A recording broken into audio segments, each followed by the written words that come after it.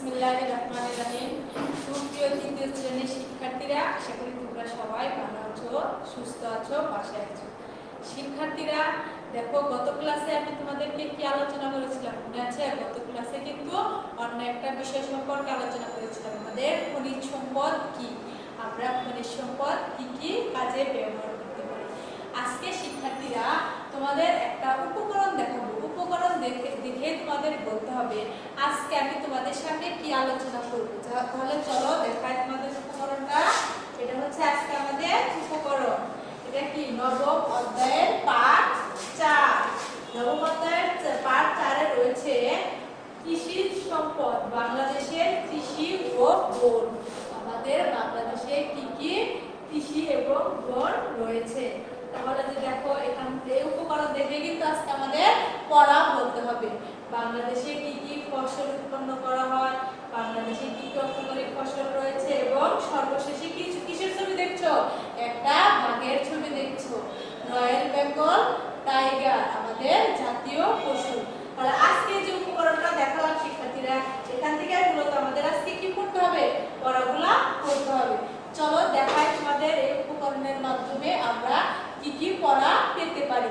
তাহলে দেখো শিক্ষার্থীরা, তোমাদের নবম অধ্যায়ের পাঠ 4 পৃষ্ঠা নাম্বার হচ্ছে 56। তোমরা তাড়াতাড়ি করে 56 পৃষ্ঠা বের করে নাও। প্রথমে রয়েছে বাংলাদেশ ও কৃষি বন। আমাদের বাংলাদেশে কি কি কৃষি বন রয়েছে, তাহলে চলো দেখে নেই। বাংলাদেশের প্রধান কৃষি সম্পদ হলো ধান, পাট এবং চা। বাংলাদেশের প্রধান কৃষি সম্পদ কি কি? ধান, পাট এবং চা। পাট আমাদের কি? পাট কিন্তু আমাদের অর্থকরী ফসল। এই যে দেখো পাট, পাট কি করছে? পাট মানুষ চাষ করছে, পাট গাছ বড় হয়েছে, সেগুলো আবার কি করছে? মানুষ কেটে এই পাট গাছ আবার প্রক্রিয়াজাতকরণ করবে, করে বিভিন্ন কাজে ব্যবহার করবে। এটাই হচ্ছে পাট। তাহলে আমাদের অর্থকরী ফসল কি কি? পাট ও চা, এই দুইটা হচ্ছে আমাদের প্রধান অর্থকরী ফসল। এখন প্রশ্ন আসতে পারে শিক্ষার্থীরা, অর্থকরী ফসল বলতে কি বোঝো? অর্থকরী ফসল কাকে বলে? তাহলে যে ফসল আমরা বিদেশে রপ্তানি করে প্রচুর পরিমাণে বৈদেশিক মুদ্রা অর্জন করি তাকে অর্থকরী ফসল বলে। এই সংজ্ঞাটা কিন্তু তোমাদের বইয়ে সরাসরি নেই, তাই কি করতে হবে? আমাদেরকে মুখস্থ করতে হবে। যে ফসল আমরা বিদেশে রপ্তানি করে প্রচুর পরিমাণে বৈদেশিক মুদ্রা অর্জন করতে পারি তাকে কি বলা হয়? অর্থকরী ফসল বলা হয়। তাহলে তোমাদের বইয়ের দুইটা অর্থকরী ফসলের নাম দেওয়া আছে, কি কি? একটা হচ্ছে পাট আর চা। পাট ও চা। এই পাট ও চা আমরা বিদেশে প্রচুর পরিমাণে কি করতে পারি? রপ্তানি করতে পারি। এছাড়াও আমাদের দেশে গম, সরিষা এবং বিভিন্ন ধরনের ডাল ও শাকসবজি, মশলা ইত্যাদি উৎপন্ন হয়। শিক্ষার্থীরা, আমরা তো সবাই গম চিনি। গম চিনি না? ওই যে আমরা যে রুটি খাই আটা দিয়ে, সে আটা কোথায় থেকে আমরা পাই? গমের মাধ্যমে আমরা আটা পাই। তাহলে সরিষা, সরিষার তেল, সরিষার তেল কি চেনো সবাই? সরিষার তেল কিন্তু সবারই চেনা উচিত। সেই সরিষা এবং বিভিন্ন ধরনের ডাল তো আমরা চিনি। তারপরে কি রয়েছে? শাকসবজি। আমরা কি সবাই শাক পছন্দ করি? অনেকেই কিন্তু আমরা শাক পছন্দ করি না, এটা কিন্তু উচিত নয়। আমাদের কি করতে হবে? বেশি বেশি শাকসবজি খেতে হবে। বেশি বেশি শাকসবজি খেলে আমাদের স্বাস্থ্য ভালো থাকবে। শাকসবজির মধ্যে প্রচুর কি রয়েছে? ভিটামিন রয়েছে। তাহলে আমরা পাট, চা, ধান, গম এগুলা ছাড়াও আরো কি উৎপন্ন করি? মশলা এবং বিভিন্ন ধরনের ডাল ও শাকসবজি উৎপন্ন করি। এটুকু করলাম আমাদের প্রধান কৃষি সম্পদ। এবার আমরা পড়বো কি? বনজ সম্পদ। আমাদের দেশে কি কি বনজ সম্পদ রয়েছে সেই সম্পর্কে। বাংলাদেশে খুব বেশি বনজ সম্পদ নেই, মানে আমাদের দেশে ওরকম অনেক বড় বড় বন নেই, তাই বলছি বাংলাদেশে তেমন বেশ বড় বনজ সম্পদ নেই। তাই আমাদের যা আছে সেগুলো আমাদের কি করতে হবে? ভালোভাবে সংরক্ষণ করতে হবে। আমাদের দেশে দেখো অনেক বনভূমি থাকা সত্ত্বেও কি আমাদের কিন্তু পরিবেশের ভারসাম্য রক্ষা করতে পারছি আসছে না। কারণ একটাই কারণ, আমাদের দেশে যে পরিমাণ বনভূমি থাকা দরকার সে পরিমাণ বনভূমি নেই। মানুষ বনভূমি কেটে কি করে ঘরবাড়ি তৈরি করে, আসবাবপত্র তৈরি করে, এর ফলে আমাদের পরিবেশের অনেক ক্ষতি হয়।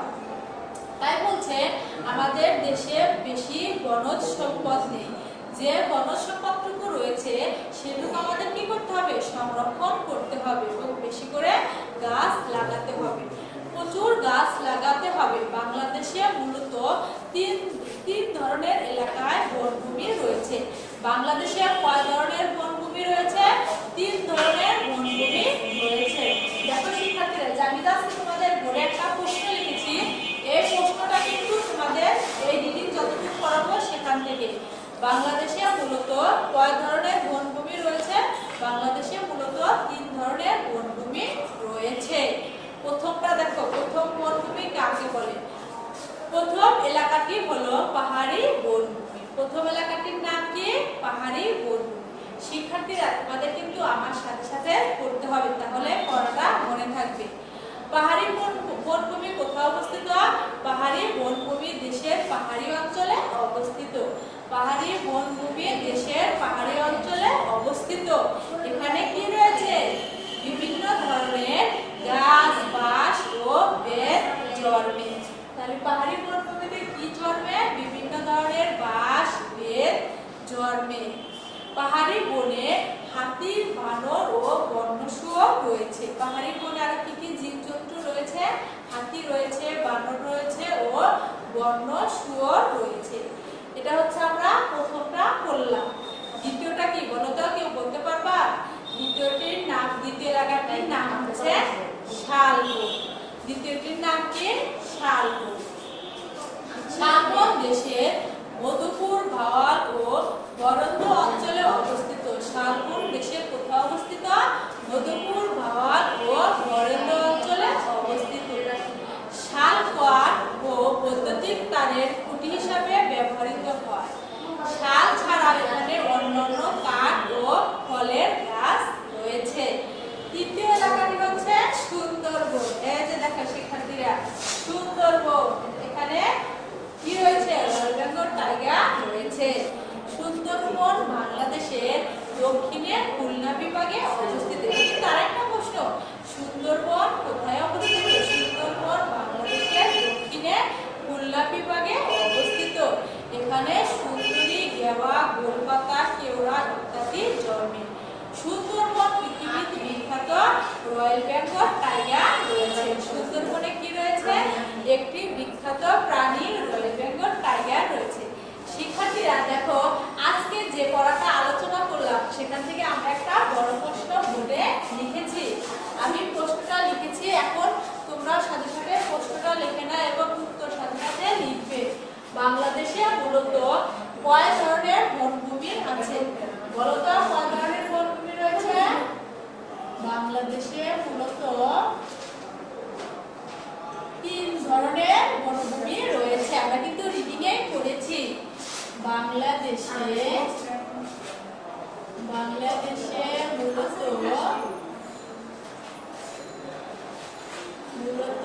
3 ধরনের। শিক্ষার্থীরা সাথে সাথে খাতায় প্রশ্নগুলো নোট করে নিবে। 3 ধরনের বনভূমি রয়েছে। শিক্ষার্থীরা বলো তো, আমার উত্তরটা ঠিক আছে কিনা? আমার উত্তরটা কিন্তু ঠিক হয়েছে। তারপর বলেছে পৃথিবীর বিখ্যাত রয়্যাল বেঙ্গল টাইগার কোন বনভূমিতে বাস করে? বলো তো, পৃথিবীর বিখ্যাত রয়্যাল বেঙ্গল টাইগার সুন্দরবন বনভূমিতে বাস করে, তাই না? হ্যাঁ, পৃথিবীর বিখ্যাত বনভূমি রয়েছে লিখলেও হবে, আবার আছে লিখলেও হবে। যেহেতু প্রশ্নটা আছে লিখছি, তাহলে কি লিখতে হবে? আছে লিখতে হবে।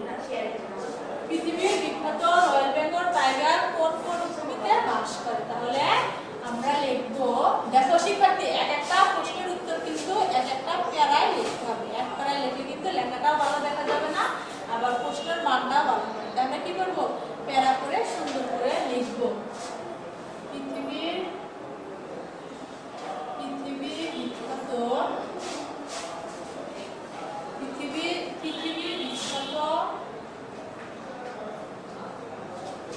বিখ্যাত royal Bengal tiger, royal Bengal tiger কোন বনভূমিতে বাস করে বলো তো? টাইগার সুন্দরবনে বাস করে। সুন্দর বনে বাস করে। শিক্ষার্থীরা বলো তো প্রশ্ন কয়টা প্যারা রয়েছে? প্রশ্নে কিন্তু 3টা প্যারা রয়েছে, তাই আমাদের 3টা প্যারা উত্তর লিখতে হবে। তারপর বলেছে বাংলাদেশের বনভূমি সম্পর্কে 4টি বাক্য। তাহলে আমরা এখানে লিখব বাংলাদেশের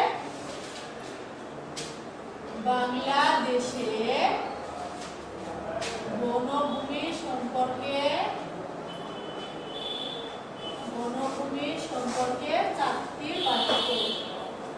সম্পর্কে 4টি বাক্য হলো 4টি বাক্য হলো।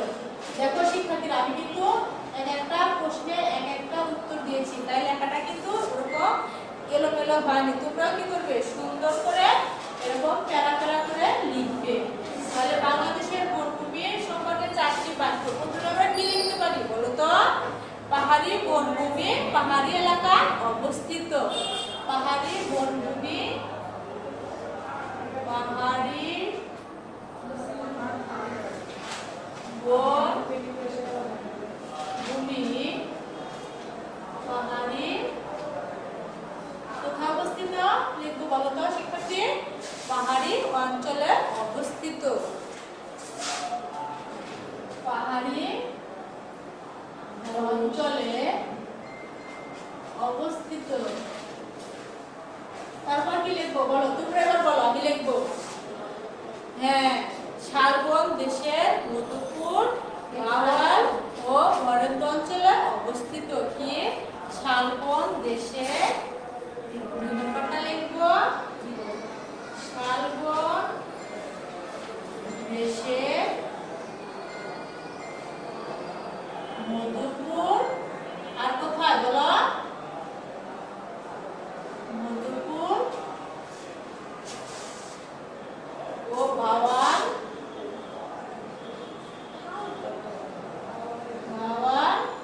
বরেন্দ্র বানানটা একটু শিক্ষার্থীরা লক্ষ্য করো। বরেন্দ্র অঞ্চলে অবস্থিত।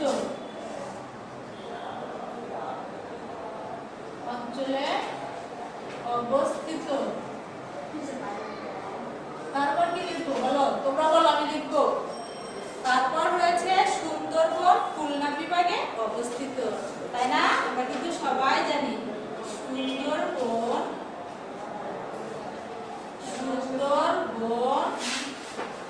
খুলনা বিভাগে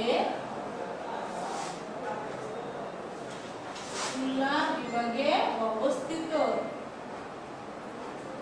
সুন্দরবন খুলনা বিভাগে অবস্থিত। 4 নাম্বারটা কি লিখবো বলতো? সুন্দরবন বিশ্বের একটি ঐতিহ্য বন। সুন্দরবন বাইরেও লিখতে পারি আমরা। সুন্দরবনে বিখ্যাত প্রাণী রয়্যাল বেঙ্গল টাইগার বাস করে। সুন্দরবন পৃথিবীর কি? সুন্দরবন বিশ্বের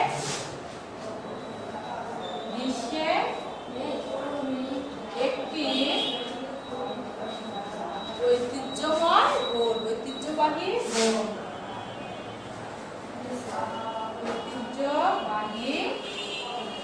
বন। শিক্ষার্থীরা দেখো আজকে যে পাঠটা আলোচনা করলাম সেখান থেকে কিন্তু আমাদের কি হয়েছে? একটা সুন্দর সৃজনশীল প্রশ্ন হয়েছে। দেখো প্রশ্নটা আরেকবার তোমাদের বলছি। বাংলাদেশে মূলত কয় ধরনের বনভূমি রয়েছে? পৃথিবীর বিখ্যাত রয়্যাল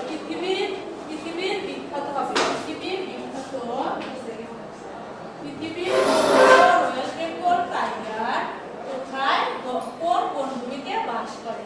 বাংলাদেশের বনভূমি সম্পর্কে 4টি বাক্য লিখি। তাহলে প্রথমে লিখছি বাংলাদেশে মূলত 3 ধরনের বনভূমি রয়েছে বা আছে।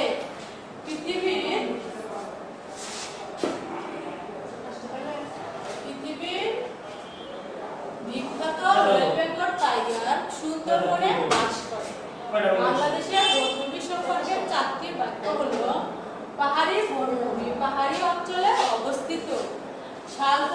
দেশের মধুপুর, বাওয়াল, বরেন্দ্র অঞ্চলে অবস্থিত। সুন্দরবন খুলনা বিভাগে অবস্থিত। সুন্দরবন বিশ্বের একটি ঐতিহ্যবাহী বন। তাহলে শিক্ষার্থীরা প্রশ্নটা সবাই কি করবে? খাতায় নোট করে মুখস্থ করবে। আমি কিন্তু পরবর্তী ক্লাসে তোমাদেরকে আবার জিজ্ঞেস করব। তাহলে আজকে ক্লাস এই পর্যন্ত। সবাই ভালো থাকো, সুস্থ থাকো।